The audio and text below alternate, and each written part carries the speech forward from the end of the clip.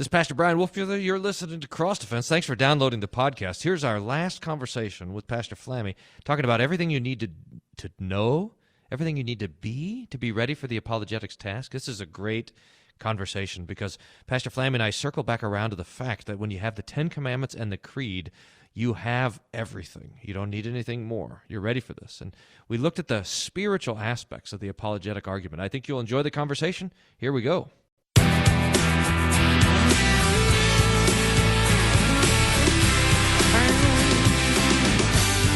Rob, welcome to Cross Defense. How are you? Pastor Bryan Wolfmueller here, pastor of St. Paul and Jesus Lutheran Church in Austin, Texas. Churches, I should say, in Austin, Texas. Inviting you to come and join us. Visit when you're here in town. Austin is a great place to be, especially since it's cold everywhere else in the world. Walking around with short sleeves today. I have joining me on the... Well, this is Cross Defense, where we ignite your theological curiosity. That's what we're after. We want to talk about the Lord's Word in such a way that it settles into our hearts and consciences and our imaginations and becomes there a defense against the assaults of the devil. So we're going to talk about today with concluding our series on Christian apologetics with Pastor Brian Flamme of Emmanuel Lutheran Church in Roswell, New Mexico, or at least concluding this round of conversations with Pastor Flamme. Pastor Flamme, how are you? It's cold here today. See, I told you.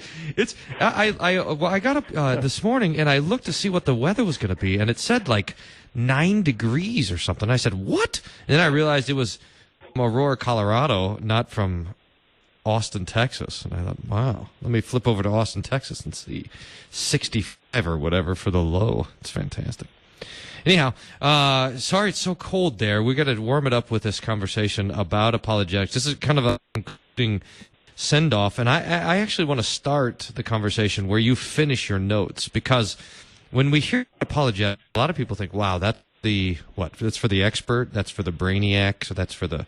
Is brainiac still a word? Is that dating me? That's for the... brainiac is an acceptable term in my parlance, so feel free. Good. Okay. That's for the smarty pantses. I'm just your normal Christian. I'm just going to hang around here and study the normal stuff in the Bible, there's nothing normal about you. Sorry. Well, thank you. I'm talking about the people that feel intimidated by apologetics, and to them we have to say, hey, look, you have everything you need when you have the simplicity of the Catechism. Really, the Ten Commandments and the Creed gives you all that you need for a healthy apologetic. Am I right about that? Yeah, you're right. I agree with you, and I think I'm really grateful in our conversations together for you helping me to see this and to especially take it to heart. It's interesting when you look at the apologetics proof text in the Bible. It's 1 Peter chapter 3, verse 15. In your hearts, honor Christ the Lord as holy, always being prepared to make a defense. That's the word apologetic, to anyone who asks you for a reason for the hope that is in you. Yet do it with gentleness and respect.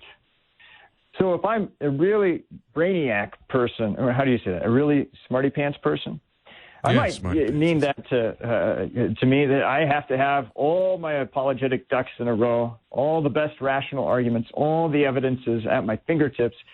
And if I don't, then I'm not doing my Christian duty. And as you pick up one apologetics tome after the next, you're quickly bewildered by just the wealth of information that's out there. And mastering one argument is daunting enough. Imagine trying to master dozens of them, or hundreds, thousands even, I bet. But, of course, the hope that St. Peter is talking about, the hope is the hope of the resurrection, right? And so what St. Peter is envisioning here is that when somebody comes to you who knows nothing of Christ and the forgiveness of sins and the resurrection of the body, and they see the Christian, you, going to a funeral perhaps, and instead of weeping with unrestrained sadness over the fact that something has been forever lost, or maybe you try to cover up the loss through some vague celebration of life, right? Instead, the Christian is able to face the death and then to say straight into the teeth of death, I'm not afraid. and in fact, I have victory over you. And that is incredible hope. It is credible hope. I keep on using that word wrongly. That's really great hope that the world knows nothing about.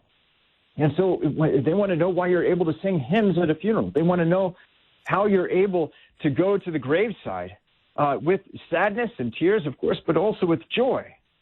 And then you have the opportunity not to lay out before the person who questions you about Christian hope various arguments for God's existence or something like that. No, instead you're going to go straight to the facts that I know that death is defeated in Jesus' resurrection. And I know that my Savior has defeated death because he has paid the price for sin fully through his death on the cross that atones for the sin of the whole world. I love that in thinking of our hope in that way, because it gets us straight into the heart, not just of a rational argument, but of the Holy Scriptures and the preaching of the gospel, where you have the Holy Spirit, and where the Spirit is, there is the efficacy to create faith, saving faith, in the people who hear about your hope. It's fantastic, and you painted a picture for me on this, Pastor Flamme, that this hope, this simple doctrine, but not even just a doctrine, this faith in the resurrection of Jesus and the resurrection his resurrection that he shares with us. He's, after all, the first fruits of the resurrection, and we follow. This becomes like a bulwark that protects both the mind and the heart and the conscience. So this is understanding apologetics much less like a argument going back and forth, like a debate. You know, we often think of it like you go to a debate competition and someone's going to win or lose because they're going to be able to make the most subtle points and make the cleanest distinctions or whatever. But you see this more like an assault, like the devil throwing flaming darts of doubt and confusion and hopelessness and despair and guilt and all this. And really, that's the Christian spiritual understanding of apologetics, but we stand safe and guarded when we stand in the promises of God, in his word, which gives us both wisdom and comfort and faith. Yeah, it's not merely rational argumentation that's going on back and forth. That's what it looks like on the outside. But really, underneath it all, if you really press the issue with why someone doesn't fear God anymore, the reasons are more often they have to do with some kind of an attack upon their conscience, that they desire something that's beyond God's law, and instead of reconciling themselves with the fact that I have sinned, they instead desire to dispense with the fact that there is a God who is a lawgiver, right? And then they'll come up with these ad hoc arguments to establish what they've already determined in their heart to be the case, which is, I desire my sin more than I desire the forgiveness of sins and the reconciliation that God gives me through the gospel. So this is the way that you and I have talked about this in the past, that you have the hyper-intellectual and philosophical way of looking at apologetics, and certainly it is appropriate and right to look there, because I think that a lot of people who ask those sorts of questions and argue back and forth are doing so genuinely. But for the most of the other people that you meet in your life, when they doubt God's existence, when they don't fear him, if they doubt God's goodness, right, or his justice or his mercy, it's not really rational. They haven't worked out detailed arguments according to reason. Instead, they're arguing from their hearts. They're arguing from a heart that's kicking against the law more often than not. And if that's the case, then you as a Lutheran are in a very excellent position to help clarify who God is, both according to the law, and also then to show them the purpose of the law, which is to drive us to Christ and the mercy that God gives us in Christ, so that the poor arguments of the heart that fight against sin could finally be overcome in the gospel that forgives that sin. I was talking to this lady today. I woke up this morning and I felt tired, so I thought to myself, I'll drive an hour away to go study Greek or something. And I ended up in this town called Lincoln, New Mexico. Do you know where that is? I don't. Lincoln. Okay. I've never even heard of that. Yeah, it's where Billy the Kid used to have his hideout in the hills and the caves there. It's right at the foot of the Capitan Mountain Range.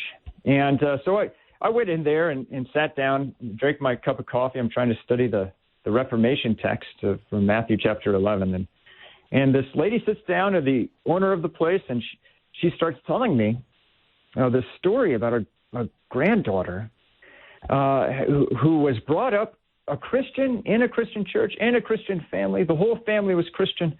And she goes off to secular college, and it's almost as if a switch was flipped. And now she's convinced beyond a doubt, beyond any sort of a doubt, that there is no God at all, right? She joined the local atheist club, and nothing apparently that her family's been trying to say to her is able to work, because they bring to bear a bunch of these rational style arguments, the same arguments that you and I have been looking at over the past 5 weeks or so.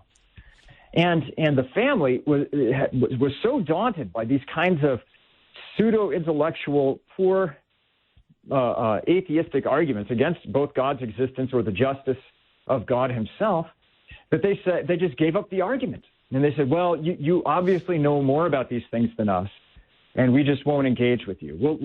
We'll hope that you change your mind. And so this is what the grandmother said, that the whole family just decided not to engage with her, instead because she was surpassed them somehow by going to college, by hearing all these arguments. The best thing to do, though, is, of course, first to pray, because God is able to accomplish those wonderful things through hearing our prayers and using means that are not at our immediate disposal, but are at his disposal. I mean, salvation belongs to him. But also, the next best thing that she and her whole family could do is just to speak clearly the Holy Scriptures, to remind this granddaughter of just exactly what she has left behind, using the very words that Jesus says are full of spirit and truth. And those are the words that are finally going to break down the false intellectual walls that I think that a woman like that would have put up for reasons that, I seriously doubt are purely intellectual. And so, allowing the law to work according to its purpose, and then listening for the opportunity when the law has done its work, and the acknowledgement of sin is made, to speak the comforting words that will give Christian conviction and faith, right? Which comes not by reason or strength, as we learn in the third article of the Creed, but by the Holy Spirit's work alone, through the gospel, through the word. I've been working on this picture, Pastor Flamme, that trying to get my head around this move that we make. So kind of but actually, before I do that, what did you tell this lady? Is that the advice that you gave to her, to this grandma, the owner of the cafe? Oh, yeah. I said to her, look, the only thing that we have as Christians is the Word, is the Holy Scriptures. And if we think to ourselves that we can't master the intellectual nuances of the latest atheistic arguments to justify their godlessness, that's fine, because we still have the Word, which confounds all human wisdom, right? And so we lean on the foolishness of God, which human wisdom is going to mock every single time. And yet it is that foolishness that is actually has the capacity to convert and to save. I've been reading through the Gospel of Luke, and over in Luke, it comes up this idea that you are those who would justify yourselves. And this is so here's the picture I've been trying to work on, is we are by nature justifying creatures. We carry a courtroom around with us, and it's the courtroom of our conscience. And one of the frightful things is to recognize that we are guilty in that courtroom. We've broken God's law. We've failed to do what we ought to do. And all of us in one way or another know our own failures. We have access to that by the conscience. And so we know that we're guilty. And so one of the things that we can do is we can try to turn the tables and say, hey, wait a minute. I don't think this courtroom is fair. Or, hey, wait a minute. I don't think this judge is eligible to be judging me. Or hey, wait a minute, I don't think that, in other words, we try to take ourselves out of the judgment seat and step into the judge's seat. So we can say, hey, if I can illegitimize this judge, then his declaring me guilty won't bother me anymore. At least we try to play that game in the conscience. We have about 30 seconds. What do you think about that picture? Yeah, that's wonderful. So we like to think of ourselves as Homo sapiens, right? Like as the wise. The thing that separates us from the animals is our reason or our wisdom. But in fact, that which separates us from the animals is to know God according to his righteousness, which used to be ours inherently through knowing the law and doing the law. That belonged to Adam and Eve, right? And since the fall, we've been trying to justify ourselves against the law's accusations, which are rightly put against our sin. And so the way that Luther liked to describe man wasn't as wise creatures, but rather as justified creatures, creatures who encounter God through the courtroom of his word, where the word pronounces the verdict according to the law that you are condemned. But most importantly, not for our own sakes, but for the sake of Christ, who enters into the courtroom with the testimony of his blood, God pronounces us to be righteous. There's no way to get at that through wisdom. That has to be preached purely as a promise. More about that and about how we know it and how we talk about it to our friends who are arguing against the faith when we come back from the break. This is Pastor Bryan Wolfmueller. Pastor Brian Flamme is my guest. You're listening to Cross the Fence. We'll be right back.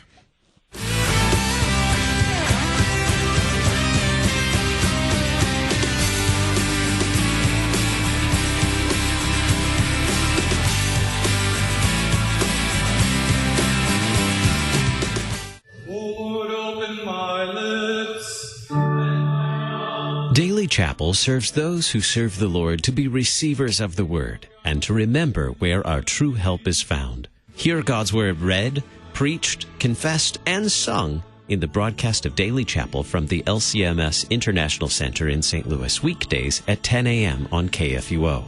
The broadcast of Chapel is underwritten by LCMS International Mission and Ministry to the Armed Forces. Did you know that many LCMS military personnel and their families are unable to receive Word and Sacrament ministry due to the lack of LCMS chaplains? Ministry to the Armed Forces is looking for pastors who will answer the call to serve as a chaplain to provide Word and Sacrament ministry to the men and women who selflessly serve our nation. Find out more about this exciting ministry by contacting me, Chaplain Craig Mueller, at lcmschaps@lcms.org. That is lcmschaps@lcms.org.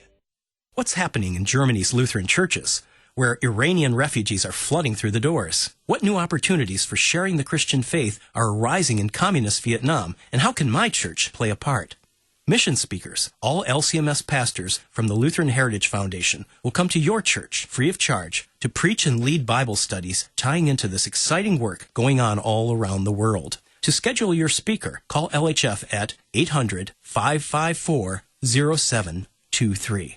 You hear our voices every day as we speak the gospel, share the latest news, or for insightful and sometimes entertaining talk. Why not share your voice with us and send us your feedback, suggestions, and questions? Leave your comment at 314-996-1542. Be sure to follow us on social media, too, so you can like, comment, and share your favorite posts. Drop an email to kfuo@kfuo.org or send a snail mail letter to Worldwide KFUO, 1333 South Kirkwood Road, St. Louis, Missouri, 63122.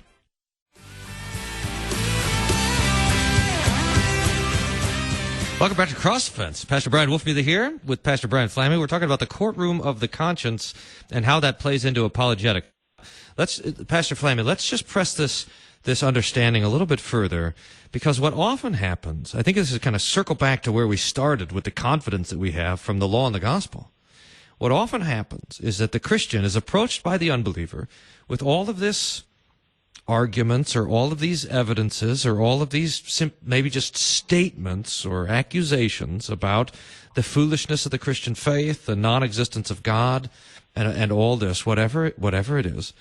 And the Christian feels like they're on defense, like like they and God are being judged, and this person who's coming to bring these accusations is standing there making this judgment, maybe bringing the accusations like an accuser, and maybe even making a judgment like a judge. And we have to realize that whole setup is wrong and, in fact, a smokescreen. Because we know that we stand before God as guilty sinners who are forgiven and declared to be righteous and holy by the blood of Jesus. And so that we have a good conscience. We know that God is the judge and that he has judged us to be innocent. And we then see when someone is trying to flip around the courtroom, trying to take the wrong seat in the courtroom, we can recognize it for what it is: an abuse, a misuse, and a disorderly conscience. What do you think about that? I think that's wonderful. A judgment is going on, and the person who brings the attack against the Christian, it's as if they're reaching up into a judge's seat that's too big for them, and they're doing everything they can to climb up in there. So sitting in that judge's seat, this miniature person could speak against the defendant, and they imagine it standing in the defendant's place is God himself, or even you as a Christian. But look, as a Christian, having the conviction of faith, you know the judgments of God that have lifted you out of despair and death into hope and eternal life. And because of that, you don't have to be afraid. That's probably the first thing to acknowledge. You don't have to be afraid, no matter the argument, no matter how smart your opponent is.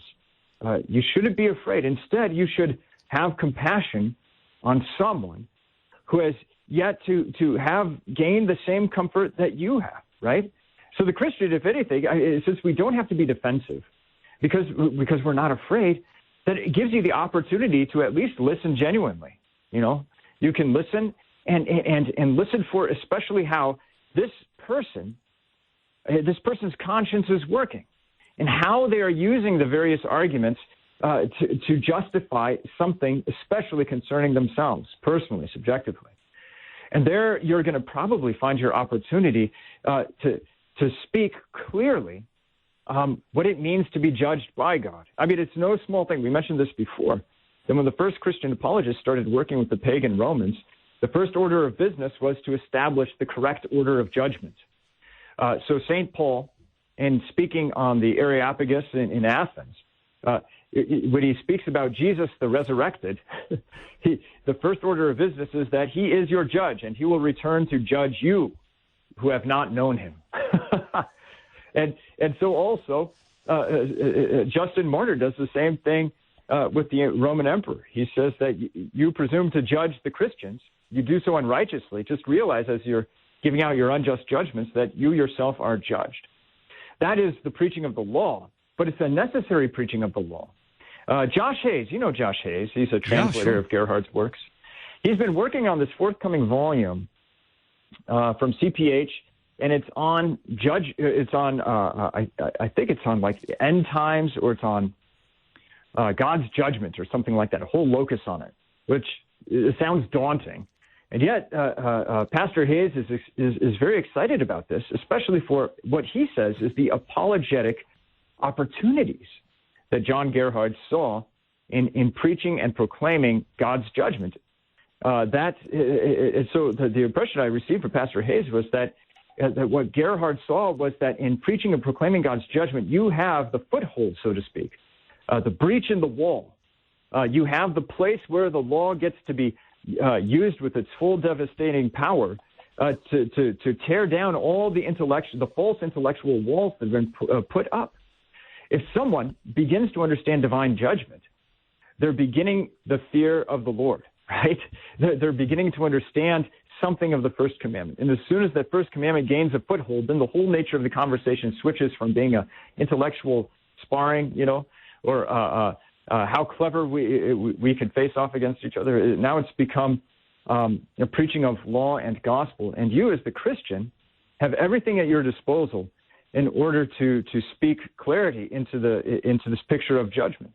Because you have been learning the Ten Commandments from your youth. Not only have you been memorizing them in catechism class. You hear your kids memorize them, and so you have to memorize them again.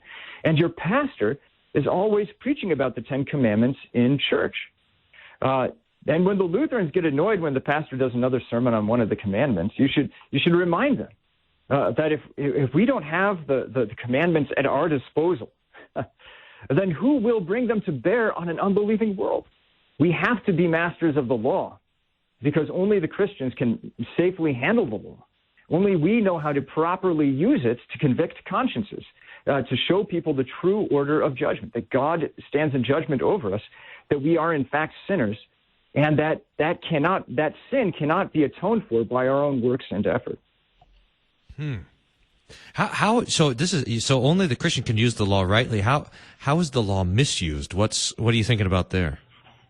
Well, the first way the law is misused is by flipping upside down to the first commandment, where the person himself is judge, right?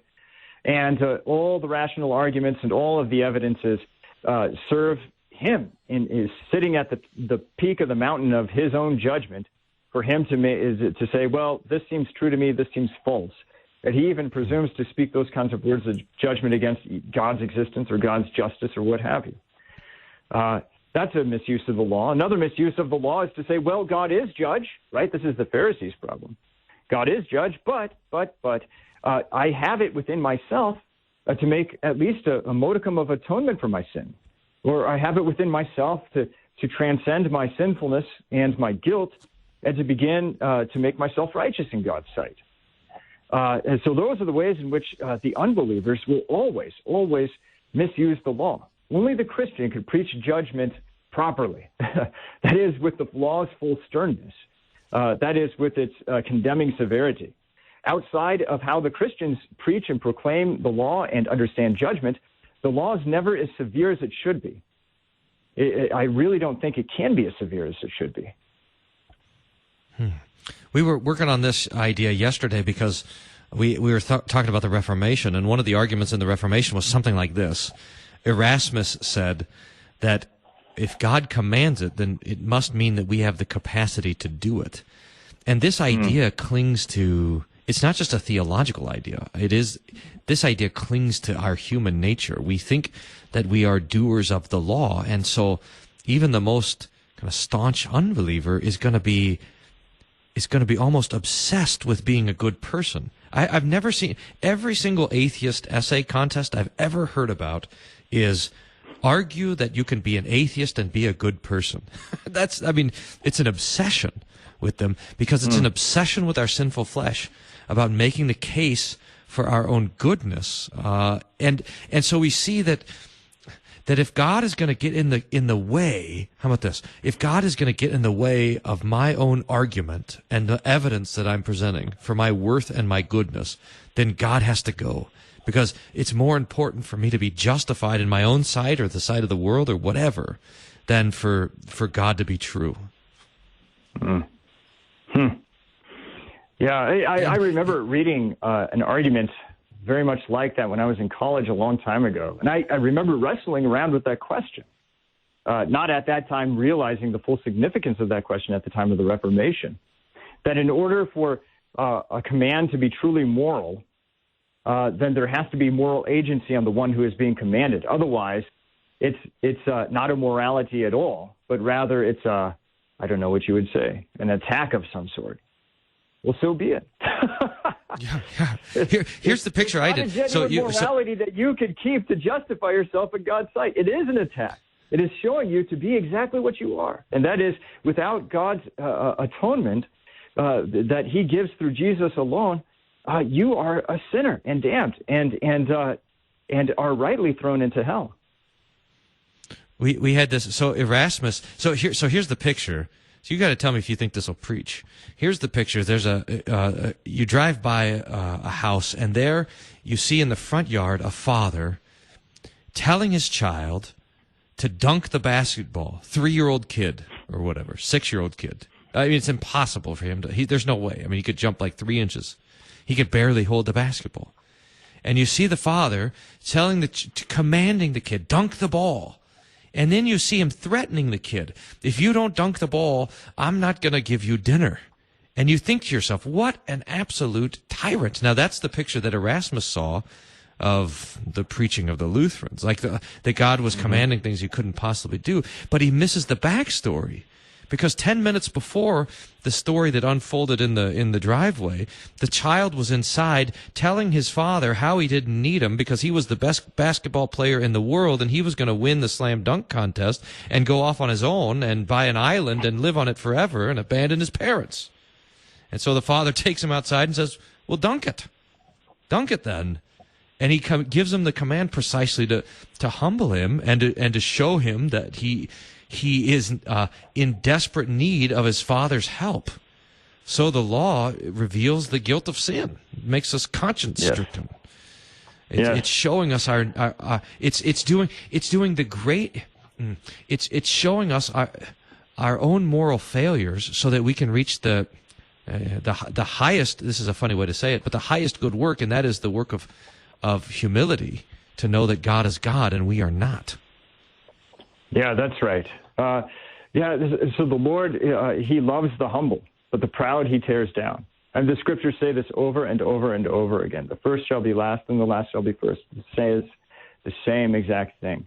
When John the Baptist comes to prepare the way of the Lord by making the crooked paths straight, we oftentimes think of crooked as a left and right crookedness as opposed to an up and down crookedness, right? So there's the depths of despair and there's the heights of human pride, which really ascend high. But the law comes to level the road to hearing the gospel by teaching godly humility, godly contrition. And that can only be obtained through a clear preaching of the Ten Commandments, which only the Christians have at their disposal. All other attempts at getting at the law is going to skew it somehow to either make the law doable so the kid thinks he can slam dunk, or it's going to convince the person if they wrestle around with it so much that there is no God, or that they despair to the point where they think there is no such thing as reconciliation. God might as well be dead to them. That's not what the true preaching of the law does. What it does is it shows the humility where you understand that you're judged and that you deserve divine wrath and punishment. But God never leaves you on the law. He always lifts you up. What we were doing, they have these shows on KFUO, like Sharper Iron. Mm-hmm. Have you ever done that stuff? Yeah. The Sharper Iron stuff? Yeah. Oh, good. Well, Sharper Iron they're going through Amos right now. And one of the terrifying things about reading through Amos is if you only take it 2 verses at a time, I promise you every verse you're reading is about the law and God's wrath and his judgment and his burning hot anger against idolatry and lovelessness. But even Amos, it's short enough of a book that you could see it's probably just one continuous sort of a sermon. And the way it would have been preached is such that it ends in proclaiming Christ. So even when God is at his most angry, it's really just serving the greater proclamation of God himself coming in the flesh, to do what does not belong to man, but now God has to take salvation into his own hands, right? And so when we're listening to our interlocutor as they're trying as they're painting the picture for us as how they see themselves in terms of divine judgment, right? We as especially as preachers and as you as a friend or a family member, you have to be listening for the opportunity, yes, of course, to set the record straight on divine judgment, but also then when the time does come, don't be stingy. The devil wants us to be stingy with the gospel, insisting in our ears that the gospel is going to be abused. He doesn't feel it bad enough yet. You don't want to throw this pearl before this swine. Let's make sure that we stomp him sufficiently into the mud. That road leads us down to pietism, right? And saying, you say that you're sorry for your sins, but you haven't shown the requisite awakening to the law yet. No. As soon as we see that divine judgment, they acknowledge it with their lips, the reality of divine judgment. That is the time for speaking God's grace in the gospel. By the way, I'm sorry we're not talking about apologetics. I guess this is more of a discussion on the third article of the Creed or something like that. No, it is because so let me bring a little apologetic in there because so let's just take the example of the college kid that comes back from college convinced, for example, because they learned evolution in their biology class that there's no such thing as God, is to understand that argument for evolution is not simply an argument for evolution, but it's also idolatry. That the argument itself they found a new is God. a sin. And the new God isn't that this kid has gone out and has discovered all of the layers of the rock that have now convinced them of the truth. Rather, their new God is, Professor Smith, who has taken on a godlike significance in this kid's eyes. And the various books are the holy texts of this new religion. And he sees he's compelled into this new religion by seeing that all the rest of his friends just assent to it and they confess the same creed. And he doesn't want to be left behind, understandably so. You understand how hard it is to be an outsider. And so before you know it, he's drawn along with it. And here's the other thing. I saw this great meme last week that was making its rounds on the Facebook. What was it? It was a trope on Scooby-Doo where you have the mystery squad. And who's the guy with the blonde hair who's their leader? Do you know his name? Ryan. I can't remember. Well, but doesn't he look like a Ryan? He looks like I don't know what he looks like to me. A Bryce? Yeah. Well, anyways, that's not his name. We'll have some listener inform us later. But at the end of all these Scooby-Doo episodes, they discover the monster, they pull the mask off of the monster, and you see the common, just regular dude who's underneath it, right? And on the face of this monster, it says in text, "I don't believe in God anymore." And then, of course, the guy says, well, let's see who this really is. He pulls off the mask, and it says, "I just moved in with my girlfriend." Aha. The mask is off. It happens. Yeah, that's right. It happens with surprising frequency. Here we thought you were having a genuine intellectual crisis about whether or not God can exist. And it turns out that you're grasping for any sort of argument whatsoever that will justify, the sin that is wrong. Like the sixth commandment is weighing heavily on you. And instead of, going to the church and confessing your sin and being absolved of it, you're willing to even entertain the thought, well, perhaps there's no divine lawgiver to begin with. And so who is there to cast rocks at me? Because if I want to move in with my girlfriend to satisfy my pleasure, so be it. And if it makes it easier to be at college at that time with the godlike professor, it is sacred texts and in a whole classrooms of like-minded individuals who are casting off the old morality of the Ten Commandments and in a desire to fulfill their personal pleasures, it becomes almost too great to bear up under. Which kind of begs the question: what are we to do with our kids who go off to college? How do we prepare them to meet these sorts of onslaughts? Well, let's take that conversation up directly when we come after the break. Stephanie told me, number one, his name is Fred. And number two, we're out of time. So we're going to go to the break, and we'll come right back, and we'll talk about this. How do we prepare ourselves for these assaults? What does it mean to be ready to give a defense for the hope that's in us? More when we're on the other side of the break. You're listening to Cross Defense. We'll be right back.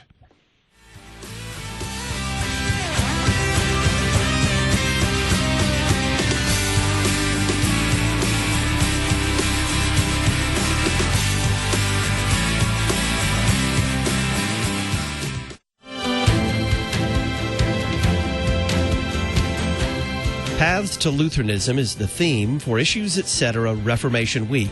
We'll discuss journeys to Lutheranism from Calvinism, mainline Protestantism, Catholicism, Evangelicalism, and Anglicanism with Jordan Cooper, Gene Edward Veith, Will Whedon, Brian Ketchelmeyer, and Adam Kuntz. Issues Etc. live weekday afternoons from 3 to 5 on KFUO. Did you know that your individual retirement account may make the best gift to KFUO? The IRS now allows individuals 70 and a half or older to transfer their required minimum distribution directly to charity and avoid paying the associated income tax. These gifts can provide regular, long-term resources to KFUO. If you have questions about making an IRA gift to KFUO, call me, Mary, at 314-996-1518. We'll send a representative out to help answer your questions and help you establish a legacy of giving to your favorite radio station, worldwide KFUO. Welcome back to Cross Defense. I'm Pastor Bryan Wolfmueller, your host, Pastor Brian Flamme. We're talking about being ready for the apologetic task, what it means to defend the faith. But we recognize, how about this, Pastor Flamme? We recognize that there's words, biblical words for these offices of accuser and defender. And the biblical word for accuser is the word Satan. That's the one who accuses the brothers day and night before the Lord, according to Revelation 12.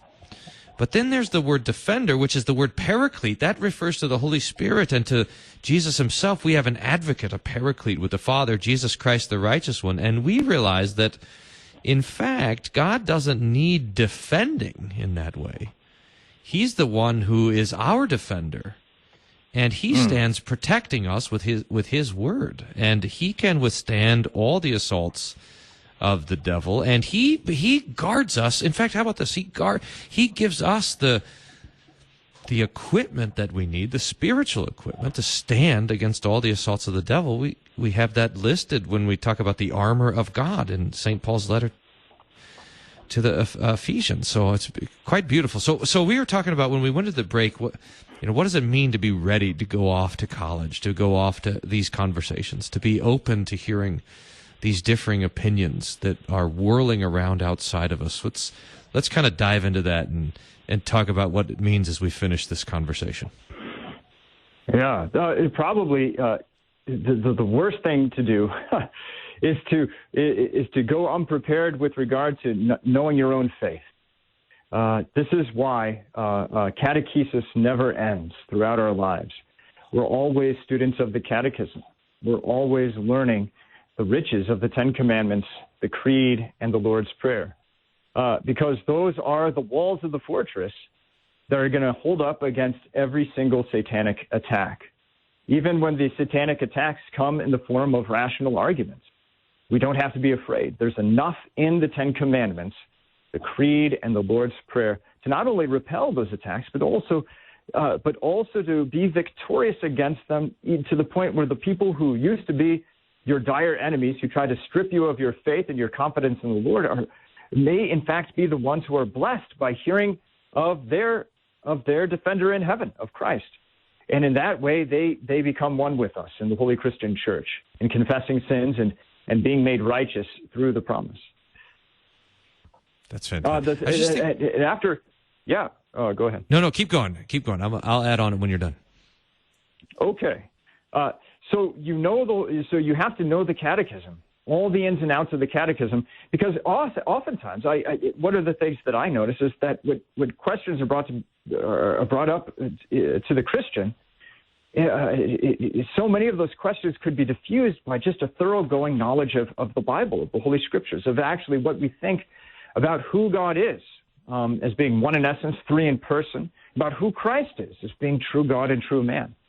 And if you could get your opponent just to listen with fascination to the ins and outs of Christianity from someone who actually knows the faith, as opposed to someone who once went to church a while ago, but never actually stayed in Bible class or developed a kind of piety of their own. If you're able to keep their attention, before you know it, I think you'll have a chance to move off of the facade of rational argumentation to actually speak about the things that are going to convict the conscience and cleanse it through the gospel. One of the next things that you could do to be prepared, I suppose, is I had a whole list and I can't remember it. I'm sorry, Pastor Wolfmueller. It's okay. There's something about standing there too. This idea of being in a defensive versus offensive posture. But I suppose in a way, the Bible does not present us. It doesn't. The Bible sets us up to stand, neither to retreat nor to attack, but simply to withstand. So there's a way that the hope that's being given it's being given by those who ask of us. So the attacks will come and we stand there and we withstand these attacks. I think the picture is like a sentry. You're on watch duty and you're there with your helmet and your shield and your sword and you're watching and you're listening for the enemy's attack and you're praying. This is how the Lord sent us to do it. So we don't have to be afraid. We know the attack is going to come, so we are not afraid. But neither are we charging out to battle, looking for territory to conquer and things like this. We know that the Lord Jesus is the one who fights for us, and so our job is simply to stand and withstand in the battle.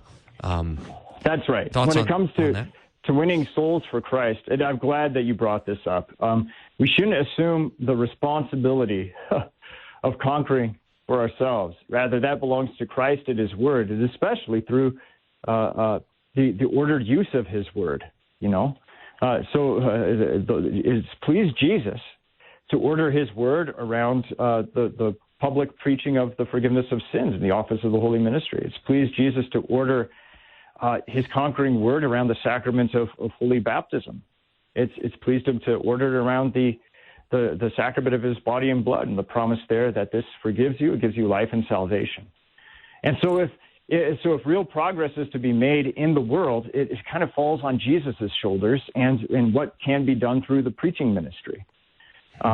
Thanks be to God that the preaching ministry belongs to us individually when we speak privately or vocationally with our friends and our neighbors and other people that we come into contact with at school, so that if they do have a convicted conscience, you can boldly and certainly forgive sins. But the main thing there is then to let Jesus do the heavy lifting, like you were saying, by making sure that Christianity isn't a theory.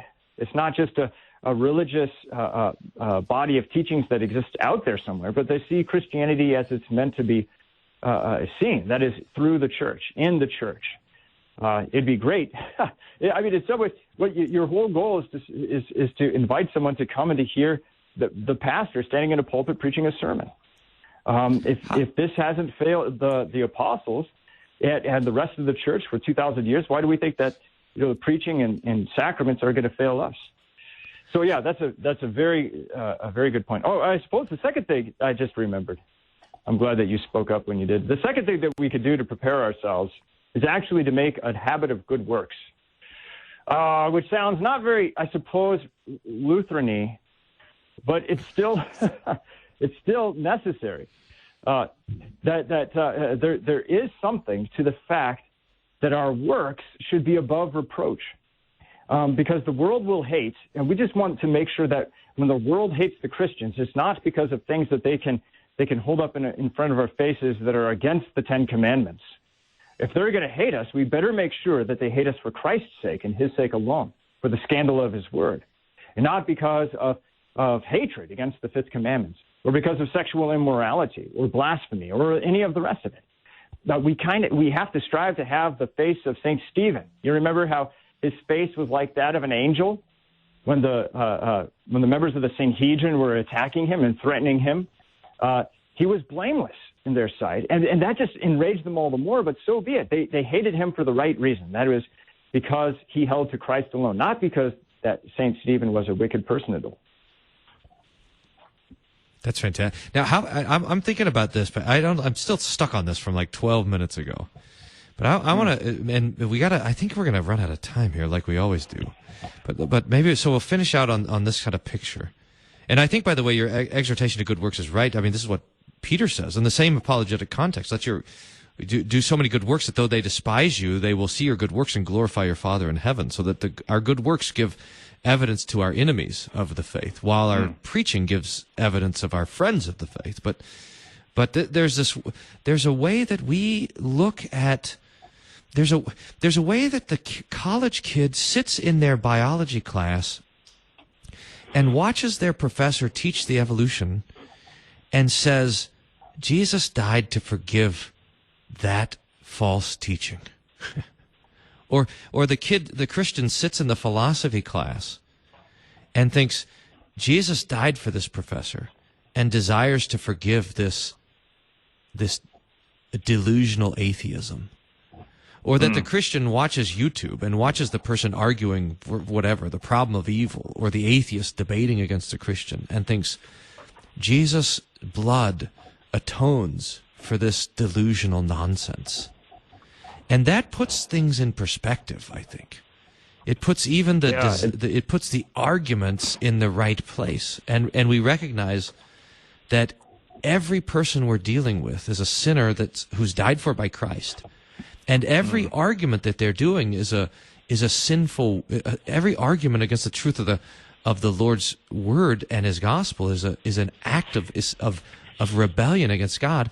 That Jesus and that is part of the reason that Jesus died, precisely to forgive that idolatry, that argument, that unbelief.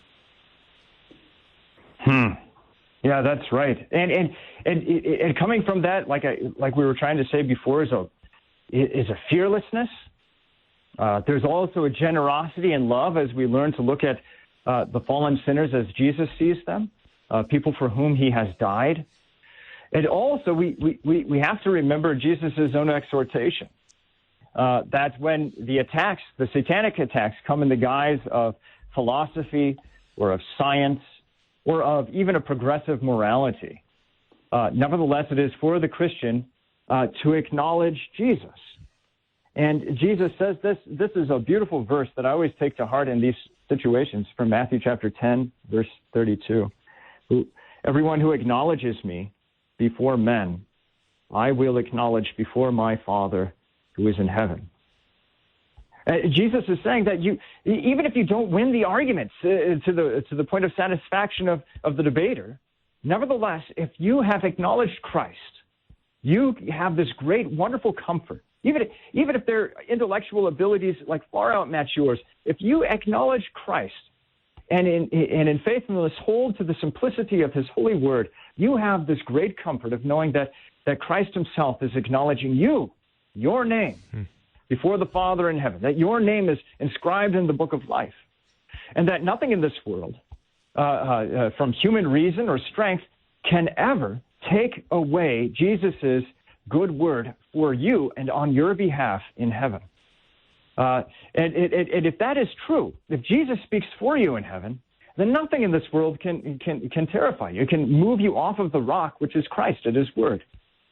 So instead of, I suppose as Christians, we could try to take our kids out of secular contexts and secular schools. That's not always feasible, nor might it be right. Instead, if we trust in the word and the catechesis of our children, then we should, then at some point we have to be ready for them to stand upon Christ and His word, and know that they will be able to stand just as we have stood upon this certain grounds that will not give way underneath us, but that will be able to listen with generosity, that will be able to have compassion on those who attack us, and that will, in fact, seek to speak that word of forgiveness whenever the opportunity presents itself. Pastor Flamme, thank you so much. This has been a great series of conversations. I really appreciate it. Your book, Apologetic Opportunism, is available somewhere. Where's that? Maybe you search for Apologetic Opportunism. I bet it comes up. It's on my website. I don't know if you have it on yours, but we'll try to put links to that. If you go to wolfmueller.co and search for Flamme, I imagine that'll come up. I really appreciate your time and your work on this, and it's good for us all to remember that, look, when someone's arguing against the faith, the thing that Jesus is after is not just to win the argument, but in fact to redeem the person, with His own blood, to claim them, to claim them as His own, as a sin purchased and won by His death and by His resurrection, so that Jesus would not only be our joy and our confidence, but the joy and confidence of all the world. Thanks for listening to Cross Defense. I'm your host, Pastor Bryan Wolfmueller. God's peace be with you this week. We'll talk to you again next week.